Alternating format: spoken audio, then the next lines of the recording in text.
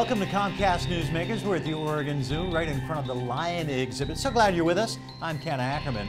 You know, Pediatrics Magazine says 1 in 6 children here in the United States will be born with a developmental disability. Here to tell us more, Jessica Leitner. She's with the Edwards Center, Executive Director. Thank you so much for being with us. Thanks for having me. Explain exactly what we mean by a developmental disability. Developmental disability would be any condition that occurs prior to the 18th birthday, so during the developmental period. Could be genetic in nature, a person born with a genetic disorder like Down syndrome, Krut-Kai. Autism is another very common disability on the rise. And when we talk about what causes these, it's all theory right now. We don't know, do we? Yeah, it's all over the map. There's a lot of information about the genetic predisposition for people, so there's definitely some genetic markers where it's carried in families. There's a lot of theories around what's causing autism. There's been some research around food and food allergies. There's been research around vaccines, also chemicals, you know, in the water and in the food supply, but no one has been able to come up with a definitive cause. Now, the Edwards Center, tell me about the background. You're celebrating an anniversary this year. Yes, 40 years. We were founded in 1972 by a group of families out in Aloha, and these were families who made the decision back then not to place their children in large institutions. That was the primary way that you know, physicians back in that time would recommend that you have your child placed away from your family. But now it's an entirely different dynamic. In fact, you are helping to move the entire segment of the population who used to live apart together now.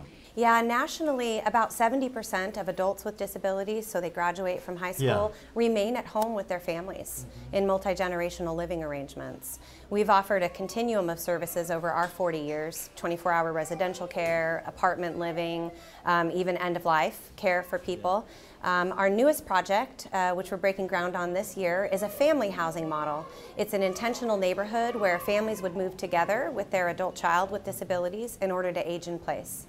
And you have a community center in walking distance? We do. We just opened our renovated building in Aloha.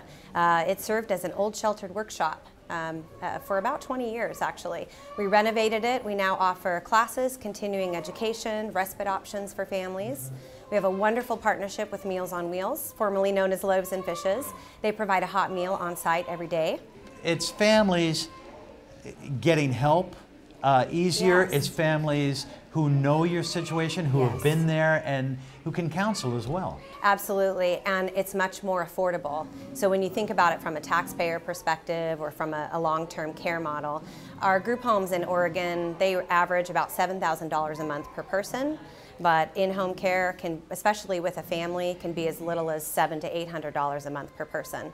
What makes that possible are services like the community center that are co-located, where you can come down and take a class, or you can have a hot meal, spend time shooting pool, watching a movie. It's like a campus. It is. It's like a campus. And instead of having to hire an expensive respite provider or worry about who's going to look after your child while you're out running groceries, well, they can hang out at the community center where you take care of your regular everyday needs. Now, would this be housing for adults with developmental disabilities or kids with developmental disabilities? We're open to all family combinations, but the idea is that you move into the neighborhood with your family. So it's not separate housing where you send your adult to live. It's actually housing where you move with them.